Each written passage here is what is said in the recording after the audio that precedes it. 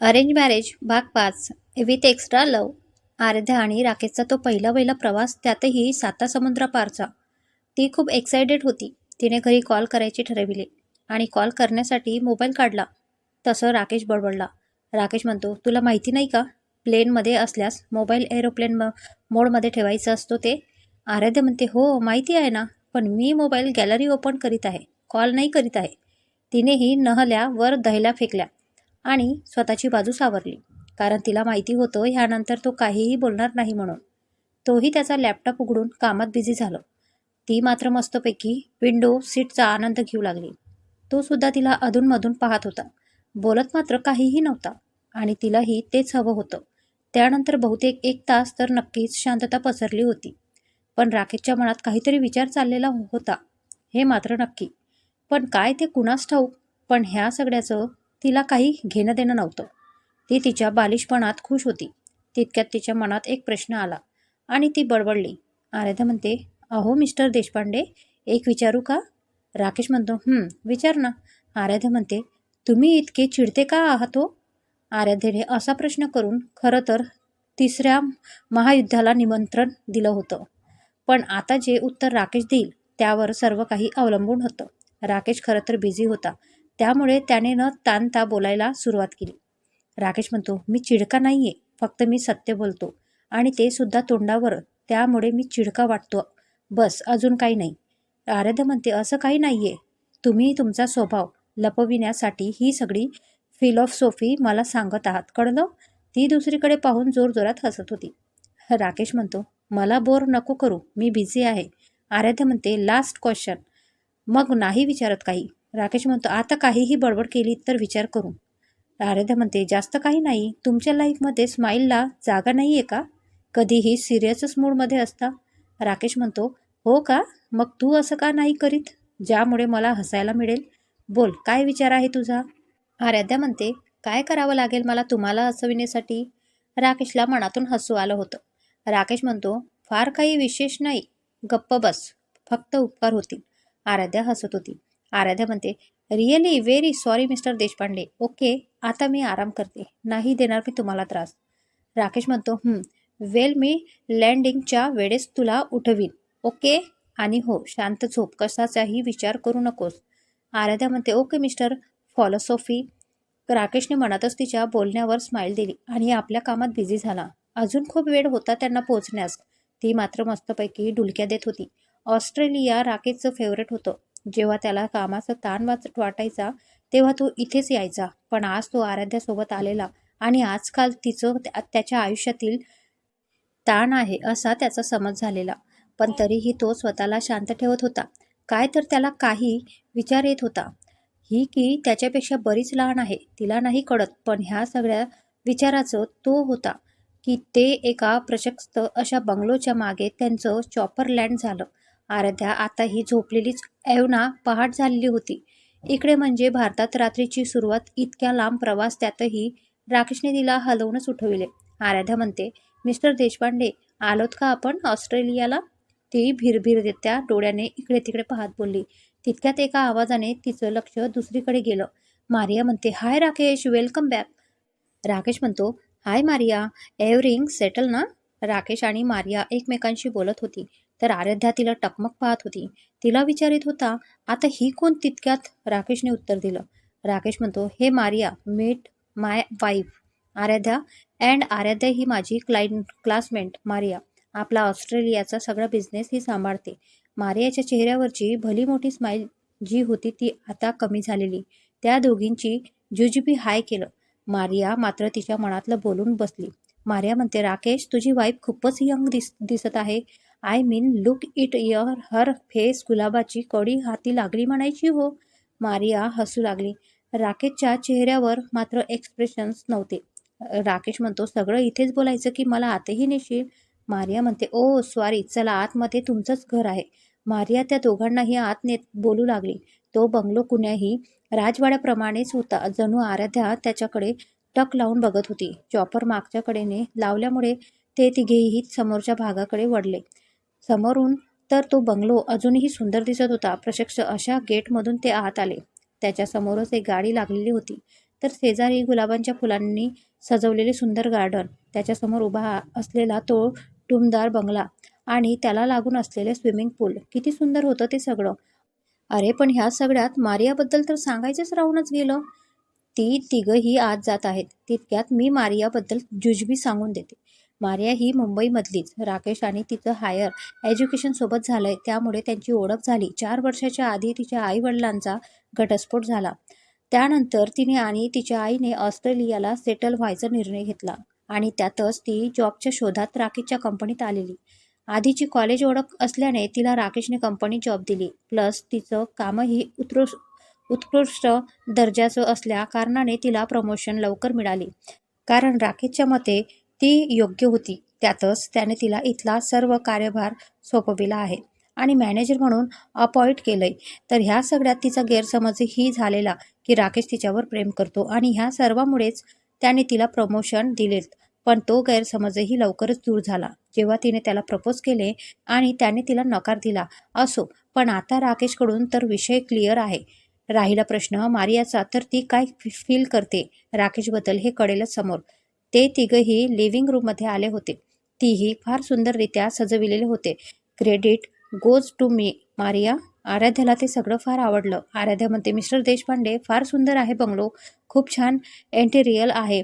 त्याने तिच्या बोलण्यावर मान डोकावली. मारिया म्हणते, मिसेस देशपांडे तुम्ही बसा, मी कॉफी बनवून आणते तुम्हा दोघांसाठी. आराध्याने स्माईल दिली, पण तिचं तिच्या प्रत्येक हालचालीवर बारीक सारीक लक्ष होतं. का कुणास ठाऊक, पण तिला पाहून आराध्याला एक निगेटिव्ह वाईब फील होत होता.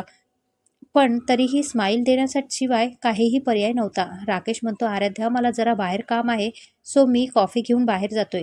तू फ्रेश होऊन ये. ओके, रूम ती शेजारी आहे. आराध्या म्हणते, ओके तुम्ही या जाऊ. मारिया पटकन कॉफी घेऊन आली. आराध्या आणि राकेश दोघांनीही कॉफी घेतली आणि राकेशने मारियाकडून गाडीची चावी घेतली आणि तो बाहेर गेला. मारियाने आराध्याला घरी जात असल्याचे सांगितले आणि ती तिच्या घरच्यासाठी निघाली. आता आराध्या मात्र एकटीच होती. जाताना मारियाने राकेशला कॉल केला आणि तिने ती घरी जात असल्याचे सांगितले आणि निघून गेली. ती एकटी असेल आणि त्या घरातील काहीही माहिती नाही, त्यामुळे तो लवकरच घरी परतला. ती मात्र कधीचीच झोपलेली होती. तो घरी आला. मॅडम मात्र घोडे बेचकर झोपली होती. तो आला, त्याला भूक लागलेली होती काय, आणि त्याला हेही माहिती होतं की तिला काहीही बनविता येत नाही. तेव्हा त्यानेच काहीतरी बनवण्याचा प्रयत्न घेतला, पण त्याआधी ती काय करीत आहे हे बघायला तो रूममध्ये गेला. तिने मात्र ड्रेसही चेंज केलेला नव्हता. त्याला तिच्यावर हसू आलं, पण मग त्याने विचार केला की बनवल्यावरच तिला उठवावं. त्याची एक विशेष गोष्ट म्हणजे तो कितीही मॉडर्न असला तरी जेवण मात्र त्याला महाराष्ट्रीयनच आवडायचं. हा त्याचा प्रॉब्लेमही होता. मग त्याने सरळ किचन गाठलं. मारियाने आधीच सगळं साहित्य तो येत असल्यामुळे सेट करून ठेवलेलं होतं. त्याने काय करावं या विचारात त्याने कढी आणली. मसाला राईस बनविण्याचं ठरविलं आणि तो आपल्या कामात बिझी झाला. तितक्यात त्याला आयनचा फोन आला. आयन म्हणतो, हॅलो भाई, काय करीत आहेस? राकेश म्हणतो, डिनर रेडी करीत आहे मी.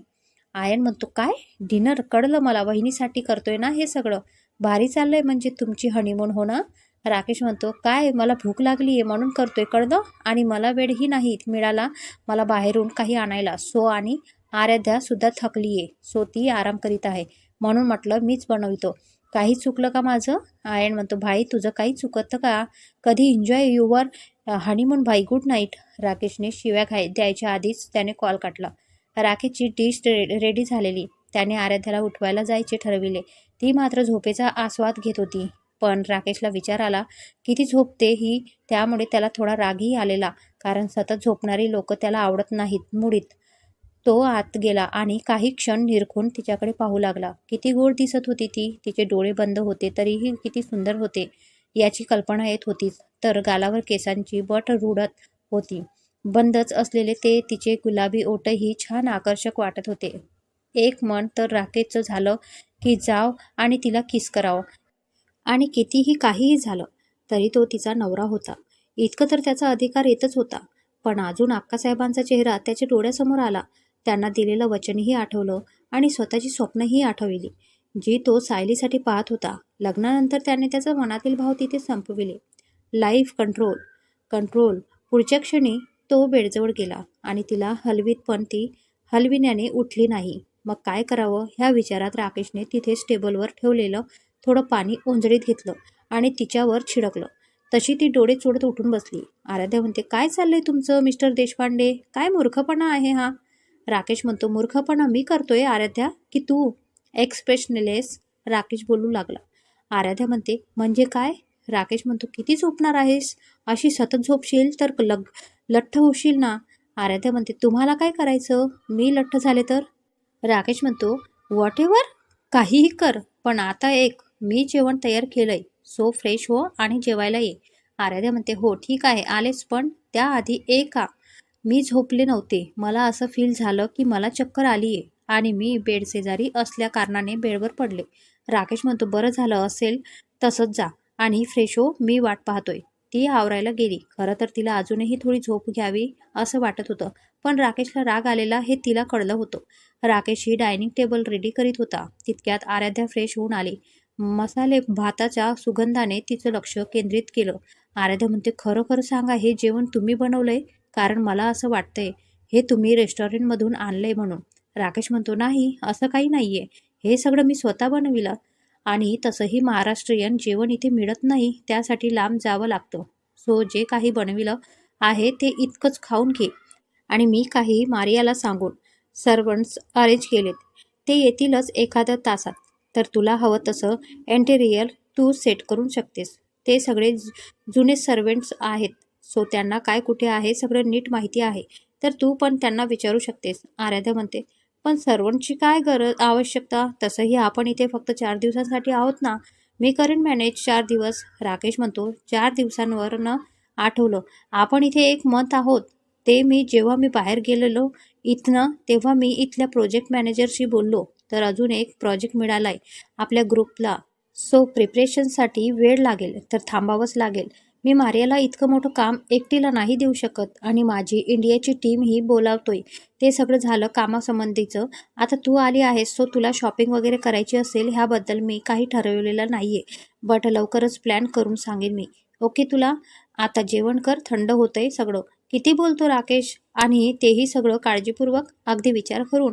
आराध्या तो बोलत असताना त्याला निरखून पाहत होती. आराध्या म्हणते, बरं तुम्ही पण बसा, मी सर्व करते. आराध्याने चेअरकडे इशारा करीत त्याला बसवायला सांगितले. जेवण आटोपल्यानंतर तो त्याच्या कामात बिझी झाला, तर आराध्या पूर्ण घर निरखून पाहत होती. अगदी काय काय चेंज करता येईल याचा विचार ती करीत होती. खरं तर तिला बाहेर फिरायची इच्छा होती, पण राकेशला कसं सांगावं याचा विचार ती करीत होती. कारण त्याने तिला आधीच तर सांगितलेलं की तो काहीतरी प्लॅनिंग करेन आणि सांगेन म्हणून. तितक्यातच राकेशने सांगितलेले सर्वंट्स ही घरी आलेत, तेच सांगायला वॉचमन आत आलेला. ते आल्याची खबर देऊन वॉचमन निघून गेला. आराध्या म्हणते, मिस्टर देशपांडे, मी जाते त्यांच्यासोबत. तुम्हाला काही लागलं तर आवाज द्या हां. राकेश म्हणतो, बरं ठीक आहे, जा. आणि हो, आधी ते लिपस्टिक बरोबर कर, खालीवर झाले. ते कशी जेवण करीत होतीस, पूर्ण लिपस्टिक खालीवर झाले. आराध्या म्हणते, ह्याच्यात माझी काहीही चूक नाहीये, चूक तुमची आहे. राकेश म्हणतो, माझी काय चूक? आराध्या म्हणते, चूक तुमची नाही तर काय, इतकं चांगलं जेवण बनविलं, घाईघाईत हे असं झालं मग सगळं. राकेशलाही हसू आलं. राकेश म्हणतो, बंद कर बडबड, ती लोक तुझी वाट पाहत आहेत, जा आणि त्यांना काय सजेस्ट करायचं ते कर. आणि हो, कॉफी पाठवायला सांग एखाद्याला. तो रागीट फेस करून बोलला. खरं तर तो तिला चिडवत होता, पण त्याच्या फेस एक्सप्रेशन्समुळे आणि बोलण्यामुळे तो चिडला आहे हेच वाटत होतं. आराध्या म्हणते, जात आहे, इतकं काय चिडण्यासारखं बोलली मी? यू मंकी, ती तोंडाचंच पुटपुटली होती. राकेश म्हणतो, काय बोललीस तू तोंडातल्या तोंडात? आराध्या म्हणते, कुठे काय, काहीही नाही बोलले मी, जात आहे तिकडे. आराध्याने राकेश समोरून पळ काढलेच योग्य समजले. तिचा विचार घरी कॉल करायचा होता. आधी तिने त्या सर्वंटना काम सांगितले. त्यापैकी एक बाई होती जी नेपाळी होती. ती इंग्लिश कमी बोलत होती, तर हिंदी बऱ्यापैकी बोलत होती. आराध्या तिच्याशी बोलली आणि तिला राकेशसाठी कॉफी बनवायला लावली. आणि ती बाकीच्यांना काय आणि कशा प्रकारे इंटेरियर सेट अप करायचं ते सांगून लागली. आपली आराध्या होती तर फक्त 19ची, पण दिमाग अगदी शार्प, सगळं अगदी परफेक्ट करायची हौस. ती सांगतच होती की ती बाई कॉफी घेऊन आली. ती तिच्याच त्या नेपाळी हिंदीत आराध्याला आवाज देत होती. आराध्याचं लक्ष गेलं. ती नेपाळी बाई म्हणते, ओ भाभीजी, तुम्हारा कॉफी बन गई है, इधर खरकना है. तिला तिच्या भाषेवर हसू आलं. आराध्या म्हणते, ओ कॉफी मग मुझे दीजिए और आप कुछ और काम कीजिए. आराध्या कॉफी मग घेऊन राकेशकडे गेली. त्याने तिला पाहताच लॅपी बंद केला. तसं ती कुतूहलाने त्याच्याकडे पाहू लागली, पण त्याने तिला काहीच उत्तर दिलं नाही. आराध्या म्हणते, तुमची कॉफी. राकेश म्हणतो, ठेव समोर. आणि एक सांग, तुला खरंच काय ते तुझं तर सायन्स होतं ना 12वीला, आणि तू नेटची एक्झामही दिली आहे, पर्सेंटेज पण 90%. मग तू जे वकिलीची तयारी करीत आहेस ते तुला करायची होती का? आराध्या काही क्षण तर निशब्दच होती. नंतर ती बोलायला लागली. तो कॉफी पित होता. आराध्या म्हणते, नाही, मला ते करायचं नव्हतं, मला तर डॉक्टर बनायचं होतं, पण घरच्यांची इच्छा होती. मग काय, तो विषय क्लोज झाला. राकेश कॉफीचं सिप घेता घेता राकेश म्हणतो, आणि मी जर म्हणलं की तुला मी तुझं ड्रीम पूर्ण करण्यात मदत केली तर? आराध्या म्हणते, म्हणजे? राकेश म्हणतो, म्हणजे हेच की मी जर तुला MBBSसाठी ॲडमिशन मिळवून दिलं तर. ते शब्द कानात पडताच काय झालं कुणास ठाऊक, ती अचानक जाऊन राकेशला बिलगली आणि नकळतच तिने त्याला किस केलं. तो तर शॉकच झाला. त्याला काय झाले काहीच कळलं नाही. पण दुसऱ्याच क्षणी आराध्याला मात्र तिने केलेली चूक कळली. आराध्या म्हणते, mister Deshpande, sorry sorry, I mean thank you so much. मी मी चुकून, ते मला माफ करा. राकेशने तिला हात दाखवला. राकेश म्हणतो, रिलॅक्स. आणि हो, आपण परत गेल्यावर करेल तुझं काम, पण त्या बदल्यात मला काहीतरी हवंय. देशील तर सांग. तिला जाम भीती वाटली की काय मागेल तो. मात्र तिच्याकडे निर्विकारपणे पाहत होता. खरं तर तिला वाटत होतं की तो तिला पत्नीच्या रिलेशनबद्दल बोलतो. आराध्या म्हणते, काय हवंय तुम्हाला? राकेश म्हणतो, थोडी मॅच्युरिटी आण प्लीज स्वतःमध्ये. डॉक्टर अनमॅच्युअर व्यक्ती शोभत नाही, कळलं? आराध्या म्हणते, मी तुम्हाला अनमॅच्युअर वाटते आणि तुम्हाला माहीत नव्हे तुम्ही मला काय वाटता? राकेश म्हणतो, काय वाटतो? आराध्या म्हणते, खडूस. ती डोळे मिचकत बोलली आणि तो ओरडणं या भीतीने मग मात्र पडत सुटली. ते व एकताच राकेशला राग न येता हसू आलं. का कुणास ठाऊक, पण आराध्या त्याच्या आयुष्यात आली तेव्हापासनं त्याचा रागीट स्वभाव बऱ्यापैकी शांत झाला. पण काहीही असो, त्या दोघांमध्ये प्रेम नव्हतं, मैत्री नव्हती, पण राकेशमध्ये समजूतदारपणा होता, ज्यामुळे त्यांचं नातं आहे तसं भारी चाललेलं होतं.